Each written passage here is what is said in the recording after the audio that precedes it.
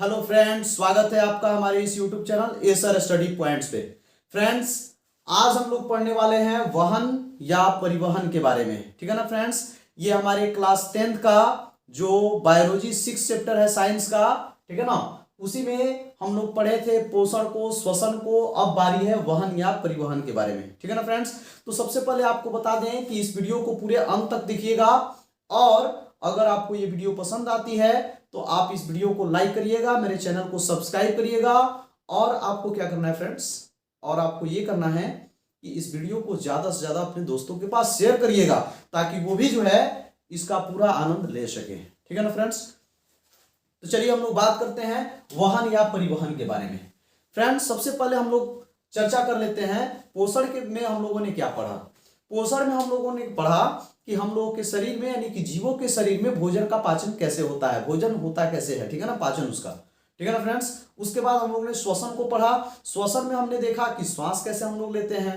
तो आप लोगों ने पोषण में भोजन किया और श्वसन में श्वसन किया। अब बारी आती है वाहन या परिवहन की। इसमें क्या होता है फ्रेंड्स, तो आप लोग जैसे भोजन करते हैं तो भोजन पचाने के लिए, भोजन पचने के लिए आपके शरीर में एक स्थान से दूसरे स्थान तक जाता है। जैसे आपने देखा क्या कि भोजन सबसे पहले ग्रास नली के द्वारा आमाशय में पहुंचता है, फिर छोटी आंत में जाता है, फिर बड़ी आंत में जाता है, फिर हमारे शरीर से बाहर निकलता है, यानी एक स्थान से दूसरे स्थान तक पहुंचते रहता है।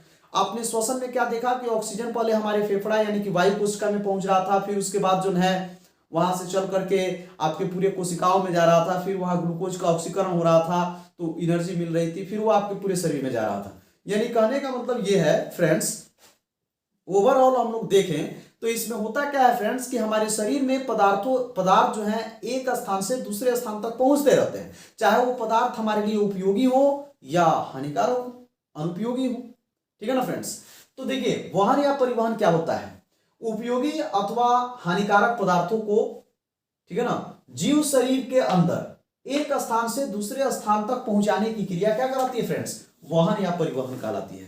फ्रेंड्स, इसका मतलब यह हुआ कि जीव के शरीर के अंदर, ठीक है ना, जो उपयोगी पदार्थ हैं या जो हानिकारक पदार्थ हैं वो एक स्थान से दूसरे स्थान तक पहुंचते रहते हैं और यही क्रिया क्या कहलाती है, वाहन या परिवहन कहलाती है। ठीक है ना फ्रेंड्स, अब देखिए आपको ये तो आप समझ गए कि वाहन या परिवहन क्या है। तो अब इसके बाद हम लोग पढ़ने वाले हैं अगला टॉपिक, वो होगा हमारा जंतुओं में परिवहन, यानी जंतुओं में वाहन या परिवहन किनके माध्यमों से होता है, इसके कौन कौन से प्रमुख अव्यय हैं, पहले इसको जानते हैं। ठीक है ना फ्रेंड्स, तो देखिए जंतुओं में जो वाहन होता है, परिवहन होता है, इसके तीन प्रमुख अव्यय हैं, अवयव है, तीन प्रमुख अवयव हैं। पहला है आपका फ्रेंड्स ब्लड यानी रक्त या रुधिर, ठीक है ना फ्रेंड्स। दूसरा है आपका हृदय यानी हार्ट, और तीसरा है आपका रक्त परिवहन तंत्र या रक्त परिसंचरण तंत्र भी इसको बोलते हैं। ये तीन प्रमुख अवयव हैं जो जंतुओं में वहन या परिवहन का कार्य करते हैं, यानी इन्हीं के माध्यम से आपके शरीर में वहन या परिवहन होता है, यानी कि उपयोगी या हानिकारक पदार्थों को एक स्थान से दूसरे स्थान तक पहुंचाया जाता है। फ्रेंड्स, आपको बता दें कि आपने पोषण में डाइजेस्टिव सिस्टम के बारे में पढ़ा, फिर जो है आपने श्वसन में जो है फेफड़ा के बारे में पढ़ लिया, लंग्स के बारे में। अब आपको तीसरा पढ़ना है हार्ट के बारे में और ब्लड के बारे में। ये बहुत ही इंटरेस्टेड टॉपिक भी होगा और ये चैप्टर भी, मतलब चैप्टर का ये जो पार्ट चल रहा है ये बहुत ही इंपॉर्टेंट है आपके लिए फ्रेंड्स।